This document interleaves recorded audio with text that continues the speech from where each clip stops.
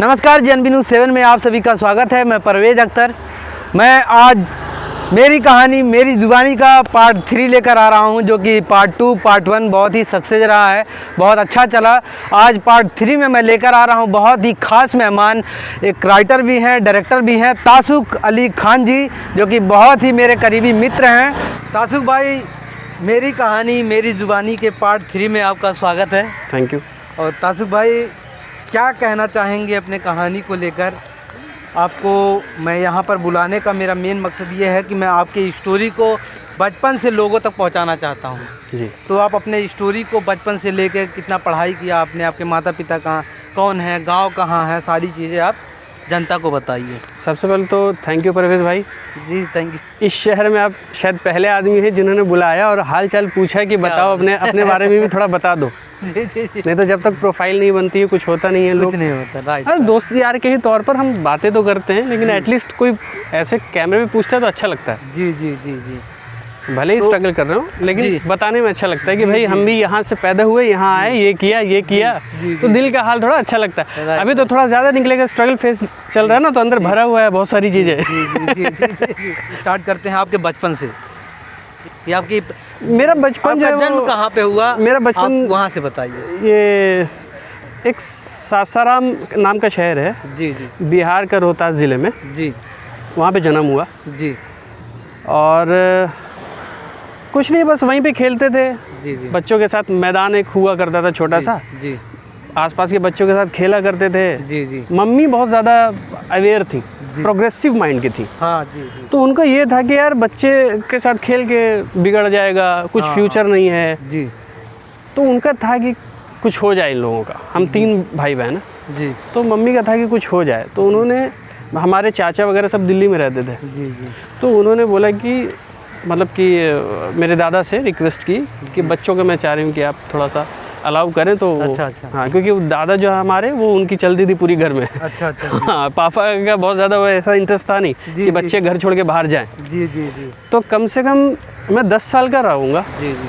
हम वहाँ से शिफ्ट हो गए, सिर्फ हम 3 भाई बहन, माँ बाप नहीं। जी जी। हम 3 भाई बहन बिहार छोड़ दिया वहाँ से एजुकेशन के नाम पर कि एजुकेशन पढ़ाई करनी है। जी जी। और दिल्ली में चाचा के साथ रहने लगे, हमारे 3 चाचा, उनके साथ रहने लगे थे हम लोग। आपकी पढ़ाई लिखाई कहाँ से शुरू हुई? मेरी पढ़ाई लिखाई तो वैसे देखा जाए तो बिहार से ही शुरू हो गई थी। जी जी। सासाराम से? सासाराम से। जी। और उसके बाद 10 साल की उम्र में जब चेंज हुआ, तो मेरे को याद है शायद मैं 3rd स्टैंडर्ड से दिल्ली से पढ़ा हूँ। जी जी। वहाँ से शुरू, मतलब बहुत छोटे थे तभी से आप लोग दिल्ली शिफ्ट कर? बहुत छोटा था मैं, वो बहुत रो भी रहा था, मैं आना नहीं चाहता था। क्या बात है। मम्मी के साथ, मतलब गांव बहुत अच्छा लग रहा था आपको? नींद मम्मी के बगल में ही आती थी। क्या बात है, वेरी नाइस। और वो जिस दिन ट्रेन में मैं आया था भाई, जी जी, बाप रे, वो ऐसे कयामत ढा रही थी वो उस दिन की मैं रो रहा था ट्रेन में बर्थ पे। तो छोटा सा बच्चा 10 साल का, माँ के बिना कैसे सोएगा भाई। जी जी जी। तो आदत थी जी। बहुत ज़्यादा, मैं अच्छा नहीं लगा। फिर 2 महीने में इतना हम तीनों भाई बहन ने मिलकर अपत कर दिया था कि हमको वापस ही जाना है। क्या बात है। हमको नहीं रहना है। जी जी। फिर मम्मी ने समझाया, उनका बहुत ज़्यादा स्टेक लगा हुआ था कि भाई बच्चे रहें जी। तभी तो वो कुछ पढ़ेंगे, कुछ करेंगे। Right right. तो खैर उन्होंने समझाया, फिर हम लोगों ने एडजस्ट कर लिया उस माहौल के साथ। फिर दिल्ली में माहौल अलग, हम बिहार से आए हुए, ज़बान अलग, बच्चे जो वहाँ पे थे वो थोड़ा दिल्ली वाल भाषा में बात करते थे, हम लोग को आती नहीं थी, हम लोग बिहारी भाषा में बात करते थे। तो वो एक डिस्क्रिमिनेशन टाइप का जो फील होता है आपको, अलग माहौल मिल गया है। तो वो सारी चीज़ें हमने देखी, महसूस की। तो मतलब कि एक वातावरण बदल गया। फिर पढ़ाई लिखाई करने लगे। फिर कुछ दिन बाद मम्मी पापा भी आ गए। जी जी। दिल्ली में ही शिफ्ट हो गए? दिल्ली में ही शिफ्ट हो गए। फिर हम लोग की जो 5 की फैमिली थी, मम्मी पापा 3 भाई बहन, हम लोग एक छोटा सा रूम लेकर के हम लोग रहते थे। जी। और फिर वहीं पे सारी एजुकेशन, स्कूलिंग वगैरह सब सरकारी स्कूल में, मैं 6ठी 7वीं क्लासेस सरकारी स्कूल में पढ़ा। जी जी। 11 12 जाते आते बहुत ज़्यादा मन नहीं किया मेरा एजुकेशन मतलब आगे बढ़ाने का, क्योंकि मन नहीं था, इंटरेस्ट नहीं था।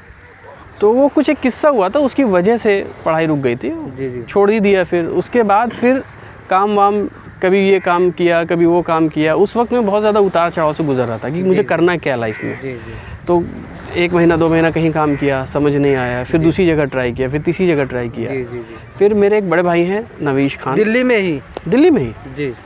नवीश खान एक मतलब मेरे बड़े भाई हैं, वो वो मुंबई आना चाहते थे जी जी एक्टिंग फील्ड में। वो Acting करने हाँ के पता नहीं क्यों बट वो इंटरेस्टेड थे बहुत ज़्यादा। जी जी जी और मेरी आदत थी कि मैं स्कूल में प्ले वगैरह करता था, जी जी पर मेरा बहुत क्लियर माइंड था जी कि इस लाइन में जो जाते हैं वो बर्बाद हो जाते हैं। जी जी हाँ वो करियर नहीं होता है ये, जी। तो आना नहीं है। जी लेकिन उन्होंने फिर समझाया कि जब तू 10 जगह परेशान हो रहा है तो एक बार चल के देख ले। जी जी जी मैं आया, जी ये 2016 की बात है, जी जी तो आया तो मुझे ठीक लगा। जी मुझे ऐसा समझ में आया, मेरे वो भ्रांति टूटी कि नहीं यहाँ भी काम धंधा लोग करते हैं, जी ऐसा बेकार भी नहीं होते, जी मेहनत करते हैं लोग, कमाते हैं। जी फिर मैं अपना एक लाइन पकड़ के शुरू में डिफरेंट तरीके की चीज़ें की। पहले एक्टिंग में, क्योंकि दोस्त यार सब एक्टर, जी तो जी उनको देख करके मुझे लगा कि उसी लाइन के सभी मिल गए। हाँ, तो मुझे लगा मेरे को ऑडिशन देना है, एक्टिंग करनी है, जी तो मैं एक्टिंग में मतलब बैग ले करके जाता था तो आराम आपके माता पिता क्या करते थे? मेरे पापा एक छोटी मोटी प्राइवेट जॉब करते थे, परचेजिंग की, प्रोक्योरमेंट की, जी जी और मम्मी हाउसवाइफ। जी बहुत ज़्यादा ऐसा कुछ खास बैकग्राउंड नहीं। तो फिर दिल्ली, इतना बड़ा शहर में दिल्ली जो है सरवाइव करना बहुत मुश्किल होता है, तो वहाँ पे कैसे आप लोगों ने पढ़ाई वगैरह की? सर्वाइव तो सब कर ही लेते हैं परवेज भाई, जी किसी न किसी तरीके से। तो बात है कि हाँ, एक लाइफस्टाइल और एक वो सारी चीज़ें महत्वाकांक्षाएं होती हैं जी जी कि कुछ बदले, कुछ वो चाहत थी, जी। वो कहीं ना कहीं मम्मी से ही आई है जी जी कि कुछ कोशिश करो, मतलब कुछ पूरा बढ़ो। फुल सपोर्ट आपके मम्मी की तरफ बहुत से ज़्यादा, बहुत ज़्यादा आगे बढ़ने के लिए बहुत ज़्यादा उन्होंने जी, एक अवेयरनेस रखा। है। आप किस साल में मुंबई आए? मैं 2016 में 10 अप्रैल को यहाँ मुंबई आ गया था। जी जी जी तो मुंबई आने का मेन मकसद क्या था कि चल रहा मुंबई क्या करूँगा, मुंबई क्या आने का देखिए मेन मकसद मेरा ये था जी। कि एक कहीं ना कहीं हमारे मन में ना सोच बैठ जाती है कि यार मेरा लाइफ में कुछ होगा कि नहीं।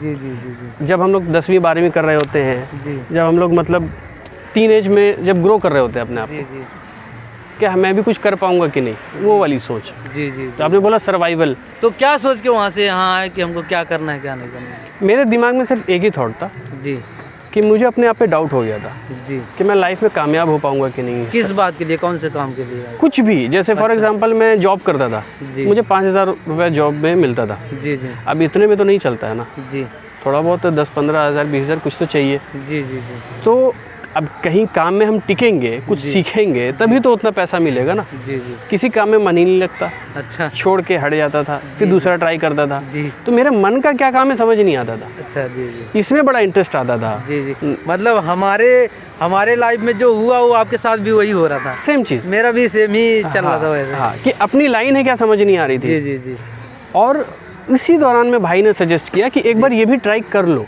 क्योंकि फिल्म लाइन में। हाँ, कि मुझे ये बैठा हुआ था कि ये उन लोगों का काम होता है जिनके पास कोई काम नहीं है, जी जी जिनको अपना टाइम बर्बाद करना है या करियर खराब करना है। जी जी लेकिन जब मैं यहाँ आया तो समझ में आया कि नहीं, यहाँ एक सिस्टम है, यहाँ राइटर होता है, डायरेक्टर होता है, एक्टर होता है, जी। काम करते हैं लोग, एक इंडस्ट्री टाइप का है जी भाई, पैसे भी मिलते हैं उसके। पैसे भी मिलते तो मुझे लगा यार जब इतना अच्छा है हैं। जी तो फिर इसी में कर लेता हूँ। अच्छा, जी जी एक चीज़ बहुत क्लियर होकर के आया था मैं जी कि एक सवाल हमारे मन में हमेशा रहता है कि यार अगर लाइफ में कुछ नहीं कर पाया तो मैंने बस इतना सोचा था कि अगर नहीं कर पाया जी तो मुझे फेल इसी लाइन में होना है। क्या बात है, वेरी नाइस। तो मुझे ख़त्म हो गया टेंशन जी कि फेलियर ही कहलाऊंगा, तो मैं एटलीस्ट वो करता हुआ कहलाऊंगा जी। जो मुझे ठीक लगा। जी जी तब से मैं जो 2016 से आया, मुझे जाने की ज़रूरत नहीं फील हुई। मतलब हालांकि 1-2 बार गया मैं वैसा निराश होकर के, लेकिन फिर दोबारा आ गया। जी जी आई थिंक मेरा भी सेम ही रहा। 15 या 16 में मैं भी एंट्री किया था। हाँ। और इस लाइन में जब से आया मेरा मन ही बदल गया कुछ और करने का। आप मैं 15 में सोचा आए थे? बर्बाद 15 या 16 में लास्ट में ऐसे ही कुछ लास्ट आया। में? अच्छा। तो मेरा भी मन था कि अभी इसी लाइन में जो है मुझे बर्बाद होऊंगा तो इसी लाइन में होऊंगा, हाँ, धीरे धीरे करूंगा, जो भी करूंगा बस इसी लाइन में करना है और दूसरा काम मुझे अच्छा ही नहीं लगता। एक्चुअली इतना लंबा कोई कंडीशन आपकी भी देखिए, इतना लंबा कोई टिकेगा जी जी तो ज़रूर अंदर से कुछ बहुत स्ट्रॉन्ग सोच करके आया है। राइट राइट राइट अदरवाइज यहाँ की टफनेस हम लोग भी जानते ही है ना, जानते हैं। कि कितनी टफ लाइन है, जी जी जी कॉम्पिटिटिव लाइन है। जी इसीलिए लोग प्रमोट करते नहीं बहुत ज़्यादा कि इसमें जाओ। और कहीं मुझे नहीं पता यार सबकॉन्शियस लेवल पे कहाँ से मेरे दिमाग में आया कि नहीं जाना है, जी जी जी तो शायद वही चीज़ डरा रही होगी। मैंने एक फिल्म देखी थी नवाजुद्दीन सिद्दीकी की, मांझी द माउंटेन मैन। हाँ हाँ हाँ, शायद आपके ही इधर गहलोर की स्टोरी है वो। तो फिल्म मैं देख रहा था, उस टाइम मैं ग्रेजुएशन कर रहा था, तो गोरखपुर में था। तो वो फिल्म बैठ के देख रहा था मैं, नई रिलीज हुई थी। और मैं उसी टाइम सोचा कि मैं अब एक्टर बनूंगा।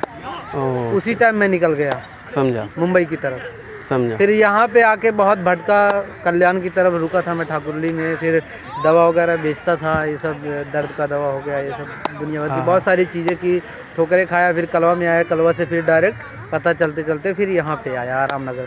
तो आप कहाँ से आए, आप कैसे पता चला कि हमको जाके आराम नगर में या वर्सोवा में या फिर मड़ में आपको रहना है? हाँ, तो एक दोस्त थे आशुतोष प्रियदर्शी जी, वो नाला सोपारा में रहते थे। अच्छा अच्छा जी उनको मैंने फ़ोन किया जी और थैंकफुली उन्होंने बोल दिया कि आ जा। जी मैंने कहा मेरा एकदम समझ नहीं आ रहा, मुझे आना है। जी तो एक हफ्ते का यहाँ से वर्कशॉप लेके गए थे हम। जी जी जी फिर दोबारा जब आने लगा तो वहीं नाला सोपारा में मैं आया था आशु भाई के यहाँ। हाँ, जी तो वहाँ तकरीबन 1 साल का टाइम बीता नाला सोपारा में। जी जी वहाँ से 2-2.5 घंटे लगते थे अंधेरी यहाँ रामनगर वगैरह आने में, फिर दोबारा जाने में। जी तो वो 1 साल तो सिर्फ आपको मुंबई के शहर को समझने में लग जाता है कि भाई कहाँ पे क्या है क्या नहीं है। जी जी फिर उसके बाद मुझे जो पर्सनल लेवल पे समझ में आया कि मुझे पहले 1 साल में मुझे ये क्लियर हो गया कि मुझे एक्टर नहीं बनना। जी जी क्या बात। हाँ, तो मैंने वो लाइन ही छोड़ दी। और वो भी इसलिए हुआ था क्योंकि एक ऑडिशन चल रहा था वहाँ यशराज में शानू शर्मा के यहाँ। जी जी तो वो कम से कम नहीं में तो 2000-2500 लोगों की भीड़ थी वहाँ पे। जी जी क्या बात। और वो हर फ्लोर पे 5-6 कमरे होते हैं, वो हर फ्लोर पे हर कमरे में ऑडिशन चल रहे थे। मुझे नहीं पता कौन सी फिल्म थी क्या थी, जी जी तो उसमें मैं भी गया हुआ था, सब गए हुए थे। 3rd फ्लोर में, 3rd या 2nd फ्लोर पे उसकी ऑफिस है, कैबिन है जहाँ में वो बैठती हैं जी शानू शर्मा। जी जी उनका नाम भी लिखा हुआ है, जी जी है ना। तो वहाँ पर 2-4 लोग ना कुछ ज़्यादा ही लग रहे थे। अच्छा हर कमरे में चल रहा ऑडिशन, लेकिन उस कमरे में कुछ ज़्यादा ही एक्टर लोग ना लाइन लगा के खड़े थे। जी जी मैंने नोटिस किया क्यों खड़े, तो मेरा नाम देख लिया जी, कि अच्छा मेन कास्टिंग डायरेक्टर का नाम है। जी जी मैं कहा घुसूंगा तो यही तो घुसूंगा। मतलब एक्टर बनने आए थे कि राइटर बनने आए थे? एक्टर बनने आए। हाँ, मुझे ऐसा थॉट लगा कि मुझे एक्टर ही करना, क्योंकि एनवायरनमेंट सब एक्टरों का बना हुआ है। जी मैंने फाइंड आउट नहीं किया था। देखा जाए यहाँ तासु भाई तो सब मूड बना के एक्टर के ही मूड में आते हैं कि मैं सक्सेस नहीं, एक हल्का सा यहाँ पे आके चेंज हो जाता है। नहीं, हल्का सा स्लाइटली मेरा डिफरेंस है। देखिए मैं जो आया था, मुझे ये पता था कि मुझे इस लाइन में कुछ करना है। जी ये लाइन के बारे में क्लियर नहीं था कि कितनी ब्रॉड लाइन है, जी कि इसमें बहुत सारी डिपार्टमेंट्स होते हैं। जी सिनेमेटोग्राफी होती है, डायरेक्शन होता है, राइटिंग होता है, जी इतना नहीं समझ में आता था। बस इस लाइन में रहना है मुझे अच्छा लगता है। जी जी तो अब इस लाइन में जब हम जी। गए, आसपास के सारे एक्टर, जी तो चलो एक्टर ही बनते हैं, जी क्योंकि मैं एक्सप्लोर कर रहा हूँ ना, अभी तो जान रहा हूँ मैं। हाँ हाँ तो मैं उस टाइम पे मैं खड़ा था ऑडिशन देने के लिए, जी, जी। और वो इत्तेफाक से अंदर चला भी गया मैं, अच्छा अच्छा और अंदर शानू शर्मा बैठी हुई थी।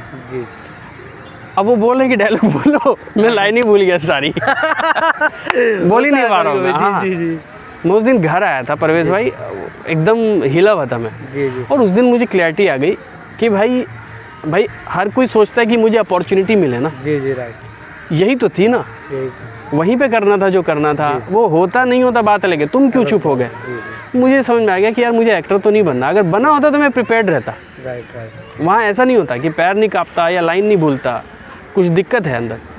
तो ये क्लियर हो गया। तो फिर मैंने फाइंड आउट किया कि मुझे फिल्म मेकिंग में, क्रिएटिव काम में बहुत ज़्यादा इंटरेस्ट आता है, क्रिएट करने में। जी जी जी तो मैं डायरेक्शन में ट्राई मारने लगा, एडी वेडी का काम करने लगा, खुद भी तो शॉट में आपने बनाने एक्टिंग वगैरह कहीं से सीखी थी या डायरेक्ट ऐसे घुस गए? लगा। एक्टिंग नहीं, मैंने कभी सीखी अच्छा नहीं। डायरेक्ट आप घुस गए? वैसे देखा जाए तो 6 महीना मैंने दिल्ली में थिएटर किया था। अच्छा अच्छा क्या बात। श्री अरविंद गौड़ जी के यहाँ जी थोड़ा सा सीखा हूँ मैं। जी जी वो भी इसलिए क्योंकि भाई जाते थे जी तो वो कहते थे मैं अकेला नहीं करूँगा। अच्छा दिल्ली में ही? हाँ, तो उनके सपोर्ट के लिए क्या बात सीखने में कोई इंटरेस्ट नहीं था मेरा। जी, जी, जी। वहाँ गया, 5-6 महीना अच्छा लगा। जी एक माहौल मिला, जी प्रैक्टिस किया, एक आध उसमें परफॉर्म किया मैंने, जी। स्टेज प्ले पे भी। जी तो तालियां बजती हैं, अच्छा लगता है। ये सारी चीज़ें हुई थी 5-6 महीना। जी जी फिर उसके बाद फिर मैंने 6 महीने बाद मैं कहा यार कुछ वैसा नहीं लग रहा, करियर टाइप का फील नहीं हो रहा है जी, जी, कि पैसे कौड़ी वाले को कुछ बात ही नहीं हो पा रही है। मैं निकल गया, जी मैं दुकान करने के लिए या कुछ काम करने के लिए सब करने लगा। जी। उसी दौरान में फिर ये मुंबई आना चाहते थे नवीश भाई, जी जी तो उन्होंने बोला कि भाई एक बार ट्राई कर ले। जी। फिर यहाँ आया था मैं। तो मतलब आपके पहले नवीश भाई आए या साथ में ही आप लोग आए थे? मैं पहले आया था। अच्छा वो जॉब करते थे, अच्छा घर संभालते थे, अच्छा पापा का हाथ बटाते थे। जी जी तो वो जिम्मेदारियां थी तो नहीं आ सकते थे जी। मैं खाली घूम रहा था और मैं एक्सपेरिमेंट कर रहा था अपने ही करियर को लेकर के जी तो मुझे लगा यार मुझे क्यों रोकना, मैं जाता हूँ। जी जी तो मैं पहले आ गया, जी 2-3 महीने उन्होंने सपोर्ट किया, पैसे भेजे, फिर उसके बाद कुछ काम वाम करने लगा था मैं यहीं पे, और फिर वो गाड़ी चल पड़ी 2016 से ही। तो यहाँ पे आके आप कहाँ पे रुके थे? नाला वर्सोवा सुपारा में या नहीं, नाला सुपारा। अच्छा, नाला सुपारा में। फिर उसके बाद आप वर्सोवा में कैसे आए?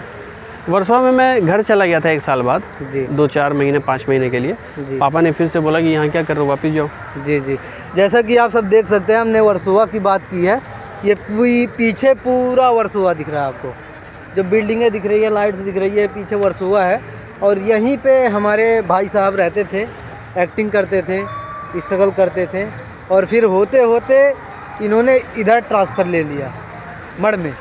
और मैं तो पहले से ही मड़ में रहा हूँ। वर्सोवा में हम नहीं रह सकते थे क्योंकि वहाँ पे उतना मैं अफोर्ड नहीं कर सकता था, क्योंकि वहाँ का रेंट बहुत ज़्यादा है और यहाँ पे रेंट भी कम है, प्लस एकदम पीस है ये एरिया। तो तासुक भाई, आप वर्सोवा से आप स्टार्ट करते, वर्सोवा में क्या क्या किया आपने? वर्सोवा में मैंने क्या क्या नहीं किया ये पूछिए। जी जी मैंने बेसिकली मैंने सर्वाइवल के लिए मतलब छोटी मोटी जॉब की, जी। और उस दौरान में मैंने एक्सप्लोर कर लिया था इतना कि मुझे राइटिंग में करनी है जी। मतलब फिर बाद में आप राइटिंग में आ गए? प्रॉपर मुझे समझ में आ गया कि ये चीज़ ऐसी कुछ चीज़ है। तो इंटरेस्ट कैसे आया कि हमको राइटिंग करना चाहिए? क्रिएटिव काम में तो इंटरेस्ट था ही मेरा। अच्छा। लेकिन जैसे डायरेक्शन है जी। अब डायरेक्शन के लिए आप एकदम से डायरेक्टर की कुर्सी नहीं मिल जाएगी इंडस्ट्री में। जी जी। आपको उतना मेहनत करके उतना टाइम देना पड़ता है, जी जी। उतना डेडिकेशन दिखानी पड़ती है जी। और शारीरिक तौर से मैं बहुत ज़्यादा लेज़ी हूँ जी। जिस्मानी तौर पे, दिमाग से नहीं। जी। जितना चाहे सोच लो। तो ये चीज़ मैंने नोटिस की, किसी दोस्त ने मुझे बताया, आशु भाई ने बताया जी। कि तू लिख लेगा। जी। मैं बड़ा उदास हो गया, मैंने सोचा आशु भाई मेरा कुछ होगा कि नहीं। तो उन्होंने कहा तू राइटर बन जाएगा। जी जी। मैंने कहा ये क्यों बोला इन्होंने? जी। तो मैंने नोटिस किया हाँ यार ये काम मैं बहुत कर लेता हूँ। जी जी जी। तो मैंने फिर ट्राई मारना शुरू किया। जी। जो राइटर्स थे मेरे से सीनियर, उनसे पूछा जी। कि क्या करें, मतलब अगर राइटर बनना है तो उन्होंने बताया कि ऐसे ऐसे ऐसे ऐसे फॉलो कर लो। बेसिकली उन्होंने बताया किसी सीनियर राइटर को पकड़ो, उनको असिस्ट करो, रिक्वेस्ट करो, कोई फिक्स मैप नहीं है, आपको ढूंढना ही पड़ता अपना रास्ता। वहाँ से शुरू किया तो थोड़ा बहुत फाइनेंशियल हल्का बदलाव आया मेरे लाइफ में। पर over a period of time बस एक ही चीज़ समझ में आई परवेज भाई, कि शहर में आपको सर्वाइव की प्रॉब्लम नहीं आएगी, आपको काम की दिक्कत नहीं आएगी, लेकिन अगर आपको अपना सपना पूरा करना है वो आपको अपने दम पे करना पड़ेगा। क्या बात है, वेरी नाइस। इंडस्ट्री के भरोसे मत रहिए। सही बात है। क्योंकि यहाँ काम चल रहा है, लोग जी जी। खाना खर्चा चल रहा है। जी जी। आप अपना मन मार के चुपचाप काम कर लीजिए। जी। आपके सपनों का बोझ इंडस्ट्री पे मत डालिए। Right right. आपको पहचान अपने दम पे बनानी पड़ेगी। अपने दम पे बनाना पड़ेगा। जी। अब उसका स्ट्रगल में बहुत सारे लोग हैं। जी। या तो वो रियलाइज़ कर लेते हैं उसके लिए करने लगते हैं वो चीज़। जी जी। या फिर टाइम निकल जाता है और रियलाइज़ नहीं हो पाता है। नहीं, जितने स्पीड से लोग आते हैं एक्टर बनने, डायरेक्टर बनने या फिर राइटर बनने, उतने ही स्पीड से वापस रिटर्न भी हो जाते हैं। हाँ वो देखिए, वो तो कुछ लोग इसलिए चले जाते हैं, मेरे को ऐसा लगता है क्योंकि उनको उनका ये intention था ही नहीं, यहाँ का जो इन्वायरमेंट है, जो स्ट्रगल लोग करते हैं या फिर वो कर नहीं पाते हैं, वापस चले जाते हैं थक हार के। तो या मेरे फिर को कुछ ऐसा लगता है मजबूरियाँ परवेज होती भाई होंगी कि वापस चले जाते हैं। इसमें इन्वायरमेंट का कम हाथ है जी। इसमें इंसान की पर्सनैलिटी का बहुत बड़ा हाथ है। Right right. कोई आदमी आया, जी हो सकता है वो 18-19 साल का है, जी। जैसे मैं आया था, मैं 20-21 साल का था, जी मेरा कोई करियर नहीं बना था। जी। ठीक है, जी तो मैं तो करियर बना के ही आ गया, जी। तो मैं क्या वापस जाऊंगा? Right right. ठीक। लेकिन और मैं इस सोच से आया था कि मैं बर्बाद ही होने आया हूँ, क्या बात है, वेरी नाइस। तो मैं कहाँ से जाऊँगा? ठीक है, लेकिन कुछ लोग होते हैं जो बहुत वैसे माइंडसेट से आते हैं कि चलो ट्राई करने जाते हैं, खाली शौक के लिए आते हैं। हाँ। एक बात बताइए, आप किसी भी लाइन में जाएंगे, अगर ट्राई करने जाएंगे तो कोई मजाक तो नहीं, कोई लाइन मजाक तो है नहीं कि आप घुसे 6 महीना साल भर दिया और आपने पूरा झंडे गाड़ और दिए। ये लाइन में तो काफ़ी स्ट्रगल है। सब में है यार, मेरे को ओवर द टाइम यही फील होता है। अच्छा अच्छा जी। आपका मोटिवेशन इतना स्ट्रांग होना चाहिए अंदर से कि आप टिको। जी।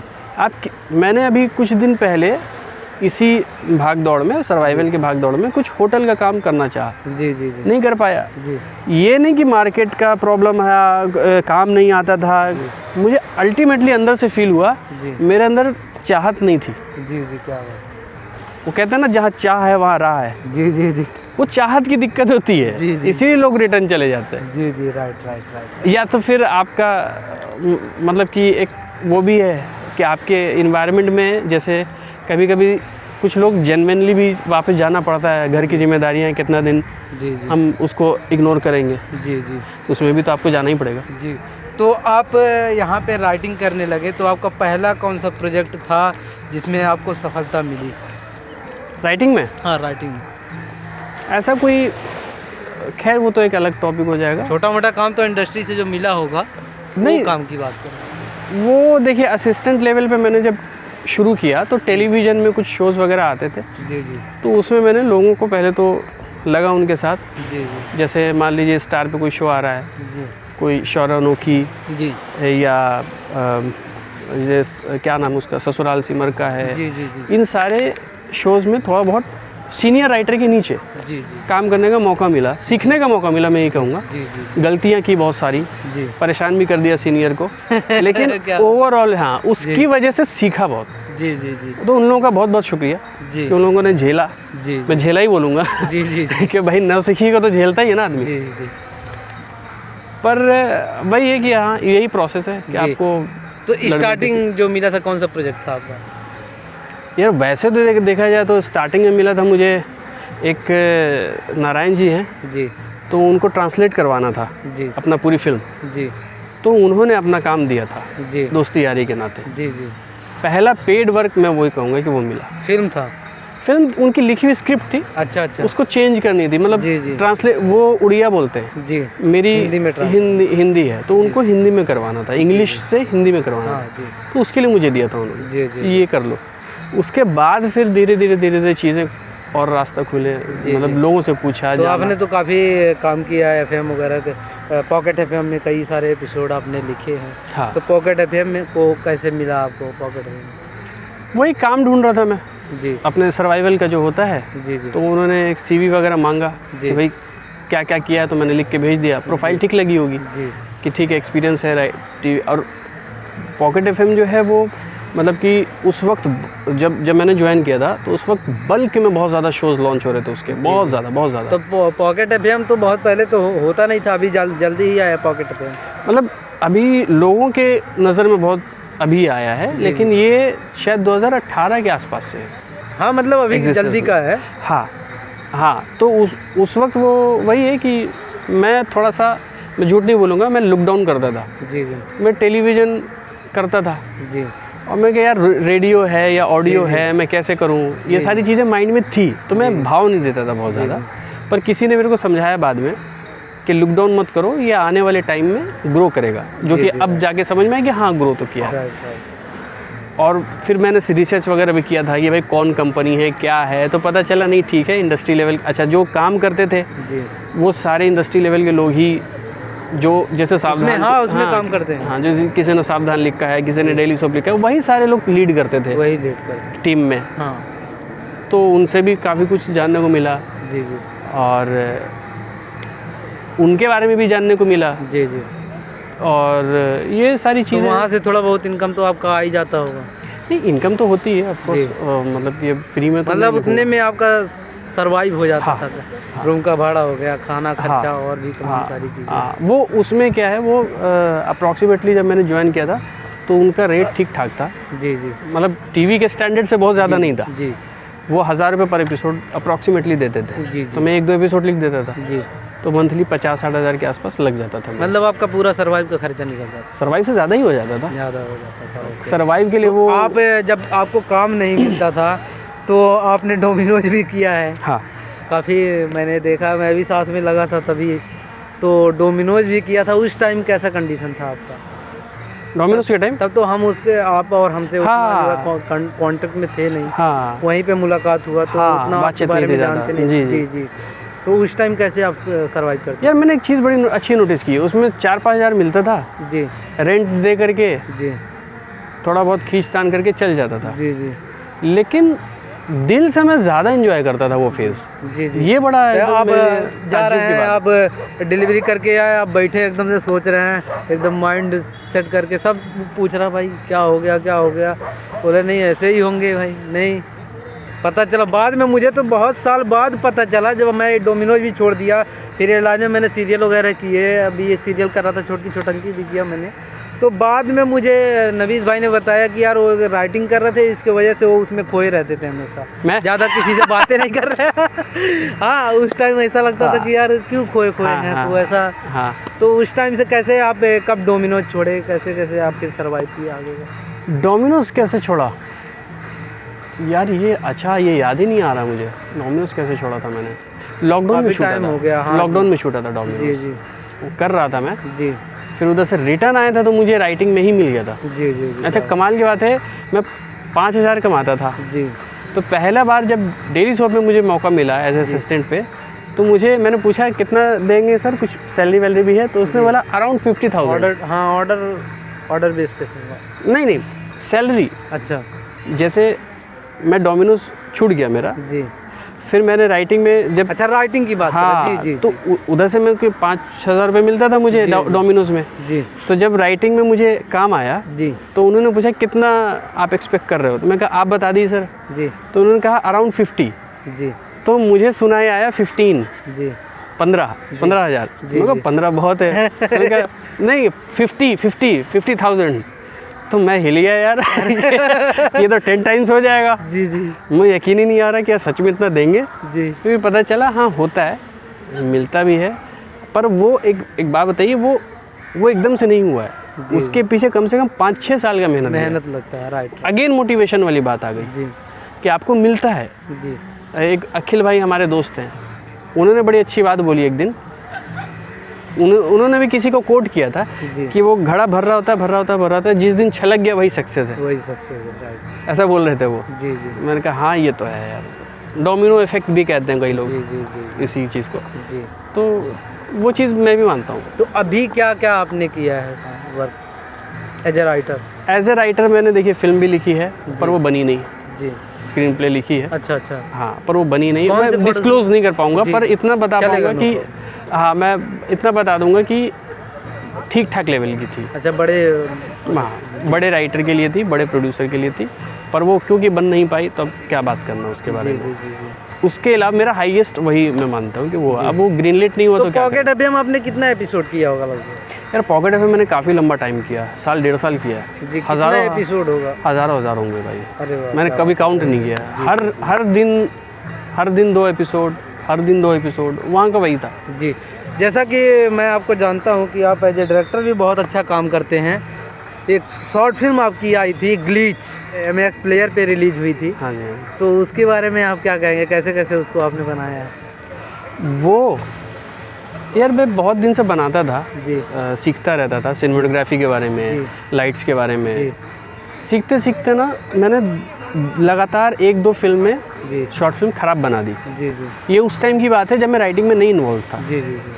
तो जब मैं ऐसा किया ना तो मुझे अंदर से खुद पे डाउट होने लगा कि यार मैं काम जानता हूँ कि नहीं जानता हूँ। अच्छा जी जी। तो ग्लिच मैंने टेस्ट करने के लिए बनाया था कि मेरी टेक्निकल स्किल कितनी है। क्या बात है, वेरी नाइस। कहीं मैं अपने आप से तो झूठ नहीं बोल रहा हूँ। तो आपके भाई भी उसमें एक्टिंग कर रहे थे? उन्हें काफी बहुत खूबसूरत बना। तो मेरे पे बस वही थे, नवीश भाई थे, तो मैंने उनसे बोला कि बनानी है। मैंने स्क्रिप्ट सुना, उनका महा घटिया है ये मत बनाओ, जो कि बात सही भी निकली। कहानी कहानी को मत लीजिए, लेकिन बाकी टेक्निकली जो चीज़ टेक्निकली हाँ मैं मानता हूँ कि मैंने बहुत अच्छी थी कि मतलब फिल्म का लेवल हाँ मैंने कोई पकड़ नहीं सकता है कि मतलब ये लो। हाँ वो मैंने एडिटर को भी दिखाई, जो प्रोफेशनल लेवल पे एडिटर है, उसने भी कुछ नहीं बोला कि नहीं कोई दिक्कत नहीं है। बहुत सारी चीज़ें थी उसमें जो मेरे को बिलीव हो गया उसके बाद कि ठीक है टेक्निकली ठीक है। तो आपने MX प्लेयर पे कैसे रिलीज़ करवा दिया इसको? मैंने नहीं करवाया भाई, वो भाई ने बातचीत करा के कहीं से करवाया था। जी जी। वो तो 1 साल तक मेरे लैपटॉप में पड़ी थी। जी जी। क्योंकि मैं सेटिस्फाइड नहीं हुआ उससे। जी जी। मैं खुश नहीं था बहुत ज़्यादा। जी जी। बन गई लेकिन वो इमोशन नहीं आ रहा था देख करके, वो बोरिंग फिल्म लग रही थी। टेक्निकली बड़ी अच्छी थी, स्टोरी नहीं होती तो बोरिंग ही लगेगी। हाँ मेन वही है। उसी के बाद जब मैं राइटर बना तो पता चला कि यार अच्छा भी लिख सकता था उसी चीज़ को। तो मेहनत थोड़ा सा रंग ला देती। जी जी, हमने भी कई सारे शॉर्ट फिल्म किए हैं, लेकिन बट क्या है कि स्टोरी ना होने की वजह से एकदम बोरिंग लगती है। हाँ आज देखने का दिल नहीं करता, कितना तो मैंने प्राइवेट पे डाल के रखा यूट्यूब पे, लेकिन हाँ जी, मन नहीं करता जब तक स्टोरी नहीं होती उसमें। हाँ हाँ हाँ, तो मैंने अभी शॉर्ट फिल्म करना छोड़ दिया है। हालांकि जब अच्छा राइटर मिलेगा, फिर अच्छे से उसको स्क्रीन प्ले बनेगी, फिर काम करने में मज़ा आता है। हाँ तो इसीलिए तो राइटिंग बहुत ज़रूरी है, स्क्रीन प्ले भी बहुत ज़रूरी है, तभी आपकी फिल्म को पब्लिक तक पहुंच पाती है। हाँ, कंटेंट बहुत इम्पोर्टेंट। जी जी, कंटेंट बहुत इम्पोर्टेंट है। और आप आगे क्या किए फिर अभी? आगे के लिए मैं फ़िलहाल के लिए तो मैं प्रॉपर राइटिंग पे ही फोकस कर रहा हूँ जी, कि अपने आप को एज ए राइटर ही प्रमोट करूँगा मैं। जी। अभी प्रेजेंट टाइम में क्या कर रहे हैं आप? प्रेजेंट टाइम में मैं अपने एक तो नोवेल पे काम कर रहा हूँ, जी, जी। मैं नोवेल लिख रहा हूँ, जी, और अपनी शॉर्ट स्टोरीज़ वगैरह जो है वो मैं यूट्यूब पे डालूंगा धीरे धीरे। अच्छा अच्छा, क्या बात है, वेरी नाइस, वेरी। वो अपने आप को ही मैं प्रमोट करूँगा एज ए राइटर। जी जी जी क्योंकि एक बहुत बड़ी एक चीज़ मैंने नोटिस की जी कि जितना भी मैंने सीखा 4 सालों में 5 सालों में, जितनी भी राइटिंग को करीब से समझा, जी जी, क्योंकि हज़ारों हज़ार जब आप एपिसोड लिखते हैं ना तो आपको बारीकियाँ बहुत सारी चीज़ें पता चलती बारीकियाँ हैं। पता चलती हैं। पर जब आप एक ग्रुप में काम करते हैं, जी जी कोई आपको लीड कर रहा होता है, कोई उसके ऊपर होता है, कोई उसके ऊपर होता है, जी जी, तो आप क्रिएटिव लेवल पर पूरा फ्रीडम आपको मिलता नहीं है। जी जी चाहे आप डायरेक्टर हो, जी। चाहे आप राइटर हो। जी, और जब आपको ऐसा लगने लगे कि यार क्रिएटिव फ्रीडम नहीं है तो मैं कर नहीं पाऊंगा, अपने लेवल पे स्किल दिखा भी नहीं पाऊंगा, राइट तो राइट, आपके पास चूज़ करना पड़ता है कि मैं क्या करूँ, रिस्क लूँ या तो आपको काम छोड़ना पड़ेगा और अपना बिना पैसे के कुछ करना पड़ेगा, जी जी जी या तो फिर उसी में जिद्दोजहद करके कोई रास्ता निकालो। जी जी जी तो मैं लकीली ही बोलूँगा कि मेरा कॉन्ट्रैक्ट ख़त्म हो रहा था पॉकेट एफएम से, जी जी, फिर उन्होंने मतलब एक टीम में डालना चाहा था, बात भी की थी। अगेन वो जो शो दे रहे थे मुझे, जी जी तब तकरीबन 50 एपिसोड हो गया था। जी जी, वो पढ़ने के बाद मुझे लग गया था कि ये भी मतलब 3 शोज़ फ्लॉप गए थे। जी जी, तीनों शोज़ का मुझे पता था। मेरे जो लीड थे मैंने उनसे बात भी की थी कि मुझे ये चीज़ ठीक नहीं लग रही, मैं दिल्ली में था उस वक्त, जी जी, कि ये वर्क नहीं करेगा। जी। तो उन्होंने कहा यार देखो हमारा कॉन्फिडेंस अब सबका हिला हुआ है, जी, जी। शोज़ काम नहीं कर रहे हैं, तो जो हमें गाइडलाइंस दी जा रही हैं तुम उसके अकॉर्डिंग चलो। क्या बात तो उन्होंने यही बात बोला, मतलब रिस्क मत लो, है, जी जी क्योंकि ये नौकरी कर रहे हैं हम लोग, जी, बेसिकली ये था। जी जी अब भैया क्रिएटिव काम में आप रिस्क नहीं लेंगे जी, तो आप जान भी नहीं पाएंगे ना जान भी नहीं पाएंगे। कि ऑडियंस का क्या रिस्पांस जी, होता जी, है। आपको सही लग रहा है जी, पर जी। आप कर नहीं सकते। समुद्र की या नदी की गहराई आपको नापनी है तो उसके अंदर कूदना पड़ता है। हाँ, रिस्क लेना तो पड़ता समझ है। लीजिए इंडस्ट्री भी एक समुंदर है। मेरे को याद है परवेज भाई कि जब मैंने मना किया था ना, जी जो मेरी मतलब सीनियर थी जी जिनको मैंने मना किया कि मैं नहीं करूँगा, जी तो उन्होंने कहा, सॉरी बोला मैंने, जी, तो उन्होंने कहा कोई बात नहीं, मैं समझती हूँ अभी तुम यंग हो, चांस लो। अच्छा हाँ, क्योंकि वो लोग 17 साल, कोई 20 साल, कोई 25 साल, फैमिली हो गई है, बच्चे बड़े हो रहे हैं। तो बहुत सारे ऐसे लोग हैं परवेज भाई जो मन मार के काम करते हैं इंडस्ट्री में, राइट, उनको राइट। बहुत कहीं टैलेंट है। कहीं पे तो पैसा फंस जाता है इंसान का। यहाँ तो और- क्रिएटिव लेवल पे मैंने एक्सपीरियंस किया है परवेज भाई, टैलेंट की कोई कमी नहीं है यहाँ पे, जी बहुत टैलेंट है, लेकिन बहुत टैलेंट है। लेकिन पैसे की वजह से मार खा यहाँ जाते हैं। पैसा और पावर का जो गेम चल रहा है ना, जी जी उसकी वजह से लोग बहुत ज़्यादा परेशान होते हैं। आप या तो इस बांध को तोड़ो, जी पैसा और पावर के चंगुल से बाहर निकलो और जो मन कर रहा है वो करो जी जी और अपनी पहचान बनाओ। जी जी, आप डर जाओगे तो बहुत अच्छा प्लेटफॉर्म तो यूट्यूब ही है। कितने लोग यहाँ से सक्सेस हो गए हैं। यूट्यूब को तो ओवर द टाइम पहले तो हम बहुत ज़्यादा, अच्छा हमारी बड़ी बीमारी है यार, हम जो सिनेमा वाले लोग हैं जो इंडस्ट्री में ट्राई कर रहे हैं, स्ट्रगल कर रहे हैं, हम लुक डाउन करते हैं कि ये छोटी राइट चीज़ है। Right right right right right, ये हमारे लिए इतना बड़ा मसीहा बन के आया है ना, किसी ने रियलाइज़ नहीं किया। यूट्यूब इतना बड़ा मसीहा बन जाएगा किसी को पता नहीं था। 10-12 साल पहले की बात है, हम लोग ऐसे ही देखा करते थे फिल्म, पता ही नहीं था यहाँ से पैसे आते हैं, फिर यहाँ पे हाँ, काम भी किया जाता नहीं है, यहाँ पता पे चलता था। सक्सेस भी होते हैं। लेकिन आज की जो बड़ी बड़ी फिल्में होती है वहीं पे रिलीज हो रही है, टेलर वगैरह टीचर हाँ वगैरह, हाँ वहीं पे सक्सेस मिल रही है। नहीं तो कहाँ कोई देखने जाएगा। जी, जी। कितने तो सिनेमा भी देखने नहीं जाते, यूट्यूब पे ही देख ले रहे हैं। तो यूट्यूब तो बहुत बड़ा प्लेटफॉर्म है, वहीं बिल्कुल। पे ज़्यादातर को तो वहीं पे काम करना चाहिए, वहाँ से एक सफलता मिल सकती है। तो देखिए ये इसी में लगा हुआ हूँ जी और लगा रहूँगा। जी, क्या बात मतलब मुझे ये नहीं है कि तो आपने Up क्या down नहीं। क्या अभी क्या प्लान किया है कि आपको कहाँ तक जाना है? कहाँ तक जाना है जी यार। मतलब काम को लेके कहाँ तक जाना है? देखिए ईमानदारी से कहूँ तो जो मैं अचीव करने आया था वो कब का अचीव कर चुका। क्या बात है, वेरी नाइस। मैं बस इतना अचीव करने आया था कि मैं क्या ज़िंदगी में अपने दम पर खा कमा लूँगा क्या, जी जी मतलब एक नौकरी पेशा कर लूँगा, मेहनत कर लूँगा और इतना दे दूंगा कि जितने में कंफर्टेबली फैमिली खा सकती है, क्या उतना कर सकता हूँ। जी जी वो मैंने बहुत पहले अचीव कर लिया।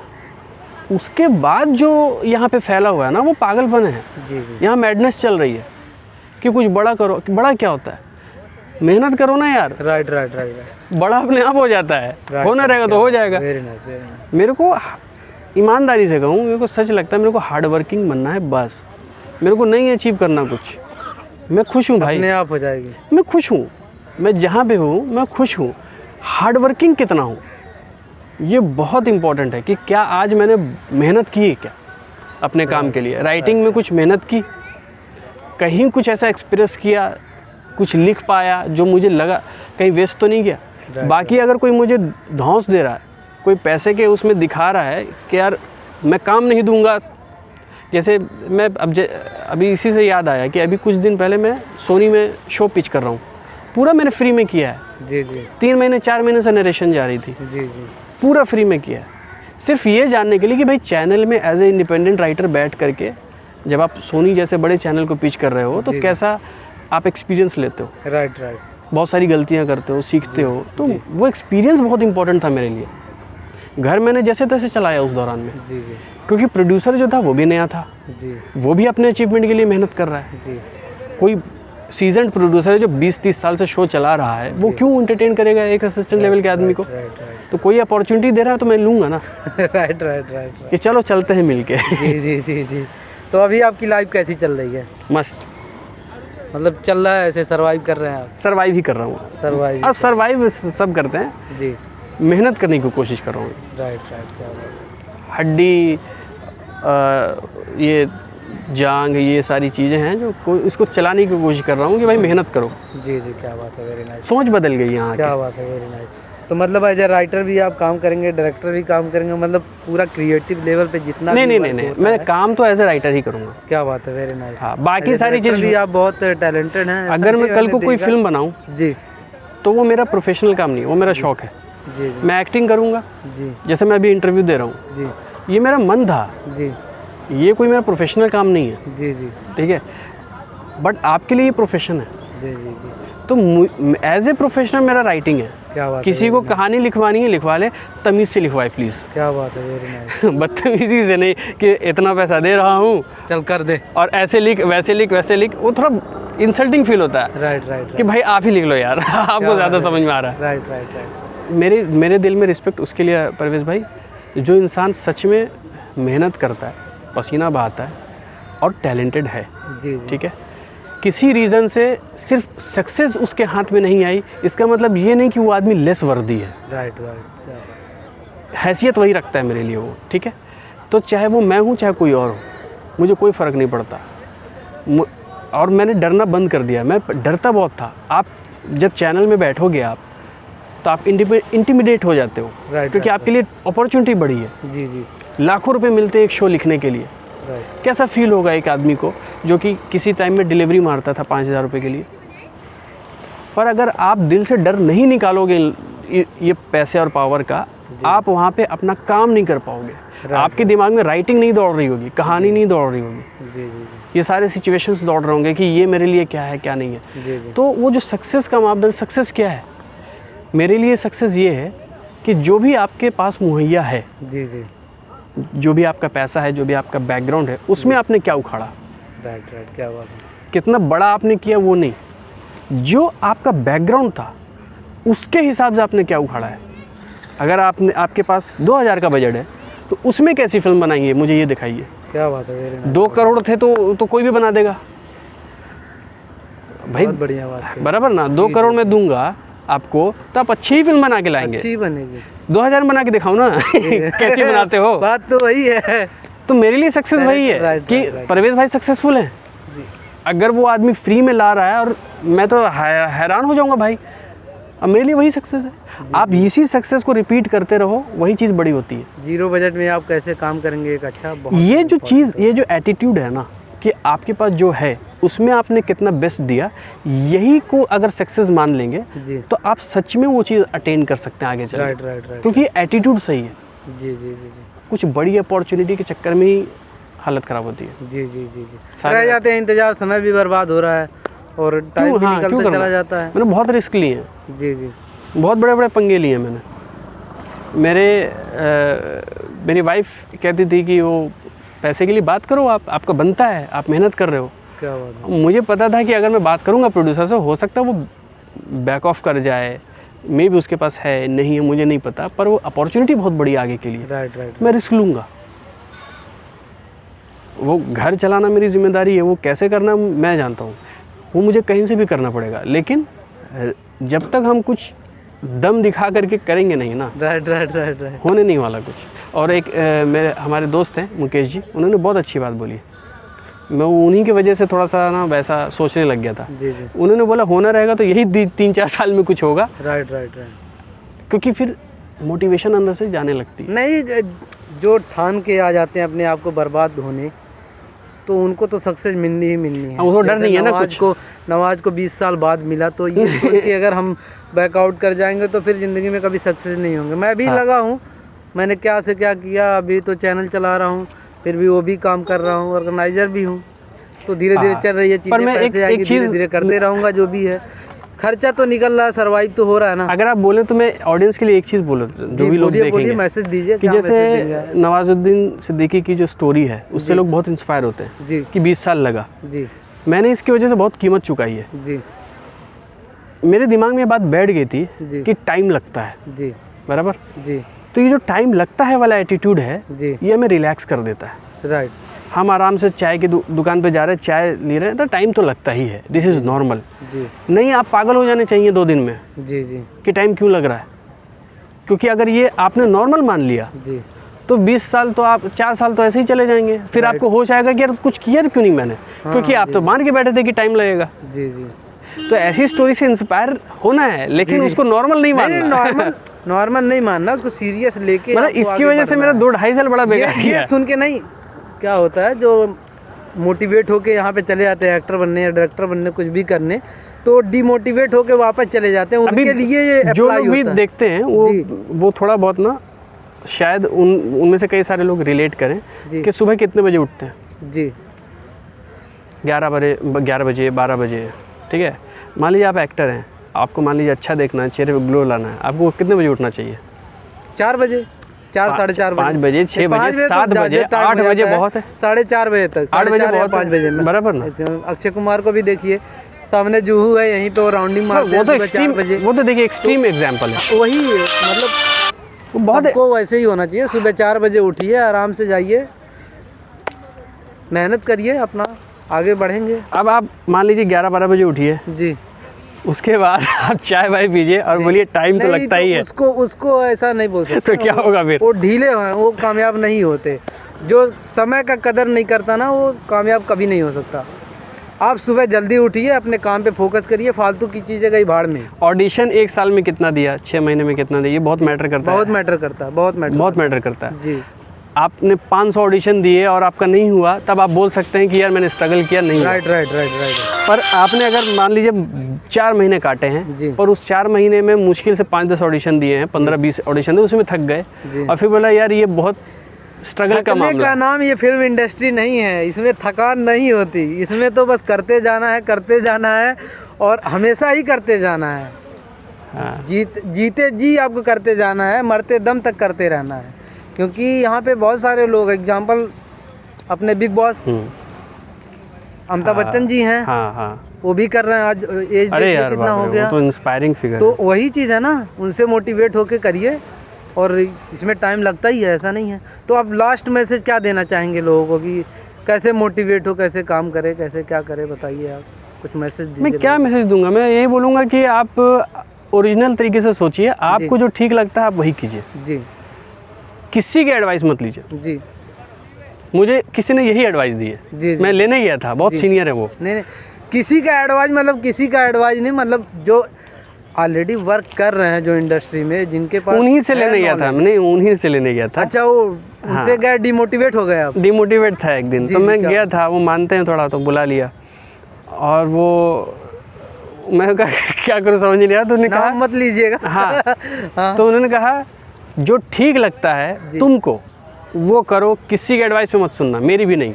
क्या बात है, वेरी नाइस। तो मैं वही बोलूँगा कि बात तो सही है यार। जी जी और वो सच में जो हम सोचते हैं, हमारी जो परेशानियाँ ना हम ही समझ सकते हैं, जी जी जी। कोई नहीं समझ सकता, हम उससे बाहर आ जाएंगे। मेरा मानना है तासु भाई कि इंसान को सबकी सुननी चाहिए, चाहे छोटा हो बड़ा हो, हाँ, सुननी चाहिए, ओनली सुननी चाहिए। अप्लाई मत करो, नहीं, अप्लाई तभी ऑप्शन करो है ही जब नहीं। वो सही है या गलत है। जब आप दोनों को लेके चलेंगे तो आपको पता होना चाहिए कि सही क्या है गलत क्या है। तो अगर आप सही डायरेक्शन में जाते हैं, उसकी नहीं सुनते हैं, तो गलत होता है, समझ रहे हैं? सुन तो लेता है। अगर वो गलत आदमी है, आपको जो है गलत रास्ता दिखा रहा है, आपको लग रहा है कि वो गलत है, फिर भी आप चल रहे हैं, तो आप गलत हैं। हाँ। अगर वो बोल रहा है, वो सही आदमी आपको सही रास्ता दिखा रहा है, भाई आगे कुआं है, हाँ। मत जाओ, तो आपको नहीं जाना चाहिए। अगर फिर भी दिल कर रहा है जाओगे, तो आधा धुन मत जाओ, ऐसा बिना देखे मत जाओ अंधे होके, नहीं तो गिरोगे, फिर काम खत्म। बराबर। तो कोई ऐसे होते हैं लोग जो अच्छे एडवाइस देते हैं, तो उनका हमको सुनना चाहिए, अप्लाई करना चाहिए जीवन में। हमारी सोच पे निर्भर करता है, हमारे लिए सही है कि या गलत है वो चीज़। मैं तो मानता तो हूँ दिमाग, इस पे दिमाग बहुत तेज काम करता है कि आदमी अगला आदमी को सही बोल रहा है या गलत बोल रहा है। नहीं, मेरा मतलब फॉलो मत करो, बस फॉलो देखिए, फॉलोअरशिप जहाँ आ जाती है ना, जैसे एग्जांपल देता हूँ मैं आपको कि मान लीजिए आपने बोला कि ताशुक भाई वो चीज़ मत कीजिएगा, वो ठीक नहीं है जी, ठीक है जी। ये चीज़ एक हो गई कि मुझे परवेज़ भाई की सुननी है कि नहीं सुननी है जी, ये एक चीज़ हो गई। एक चीज़ हो गई बराबर। और एक चीज़ ये हो गई कि मैं मेरे मन में धारणा बना दूं कि परवेज़ भाई जो कहते हैं वो सही कहते हैं जी, ये एक दूसरी चीज़ हो गई। जी जी हो सकता है आप किसी दिन गलत कह दें, जी, हो सकता है आप किसी दिन बहुत ज़्यादा गलत कह दें, जी। लेकिन क्योंकि मेरे मन में धारणा है कि परवेज़ भाई की सुन के चलनी है, जी जी, वो डेंजरस है। वो डेंजर, मैं भी वही कह रहा हूँ कि किसी की फॉलोवरशिप नहीं, उनकी सुननी है, बट अपने मन की करनी है, अपने मन की। अगर आपको सही लगता है तो करो, तो आप करो, बराबर, अन्यथा मत करो, बिल्कुल नहीं तो फिर खाई में जाके गिरोगे। 100%। चलिए, आपसे मिलकर बहुत अच्छा लगा, काफ़ी अच्छा मैसेज दिया आपने। थैंक यू भाई। तासु भाई फिर मिलते हैं, अभी तो हमारा ये पार्ट 3 है। मैं चाहूँगा कि आप एक बहुत बड़े स्टार बन जाएं, राइटर, और फिर आगे काम करा जाए। बस मेहनती बन जाओ यार, इतना ही चाहिए। क्या बात है, बहुत अच्छा लगा आपसे मिलकर। ठीक है, तो हमारे लास्ट मैसेज आप हमारे चैनल को क्या देना चाहेंगे? जो मैंने ये एपिसोड चालू किया है, मेरी कहानी, मेरी जुबानी का, मैंने बहुत ही ये सोच समझ के कदम उठाया है कि इसको मैंने बनाना है मुझे। जी, जी, जी, जी। और लोगों की स्टोरी लोगों तक पहुंचाना है। जो स्ट्रगलर है, जो काम कर रहे हैं ऑलरेडी, तो लोगों तक पहुंचाएंगे, तभी उनके मन में जी कुछ अच्छी चीज़ें आएंगी, तो आगे बढ़ सकता है। तो ये एपिसोड के बारे में और हमारे न्यूज़ चैनल के बारे में आप लोगों को क्या मैसेज देंगे? यार मैं क्या ही मैसेज दूँ, मुझे तो अच्छा लगा, मेरा अपना एक्सपीरियंस बता सकता हूँ, मुझे अच्छा लगा परवेज़ भाई जी। बाकी मैं बस इतना कहना चाहूँगा कि इस काम को कंटिन्यू रखिए आप। जी जी, क्या बात है, कंटिन्यू रखिए आप। Thank you. हाँ, हार्ड वर्क कीजिए, कंटिन्यू रखिए जी, बाकी ऊपर वाला है, क्या बात है, वेरी सबको देता है। क्या बात है, थैंक यू। चलिए मिलते हैं फिर, बिल्कुल, कभी कदार फिर मुलाकात होगी इंशाल्लाह। आइए पीछे साइड में मिलते हैं। तो ये थे हमारे तासुक भाई, बहुत अच्छे राइटर हैं, डायरेक्टर भी हैं, अभी स्ट्रगल कर रहे हैं, हालांकि काफ़ी काम इन्होंने किया है। तो मेरी कहानी मेरी जुबानी का ये पार्ट 3 है। बहुत ही जल्दी हमारा ये एपिसोड सक्सेस होगा, और आप लोगों ने बहुत सपोर्ट किया है मुझे पार्ट 1 पार्ट 2 में। आप इसे ढेर सारा प्यार दीजिए। कैमरामैन शोएब अख्तर हमारे साथ हैं, जो कि बहुत मेहनत कर रहे हैं, इनको भी आप लोग सपोर्ट करिएगा। और इनका चैनल है द गोल्डन स्टार्स, बहुत अच्छा यूट्यूब चैनल है, उस पर शॉर्ट्स वगैरह डालते हैं। उनके चैनल को सब्सक्राइब करिएगा और उनको भी सपोर्ट करिएगा, हमारे चैनल को भी सपोर्ट करिएगा। मिलते हैं अगले कड़ी में पार्ट 4 में। Thank you so much.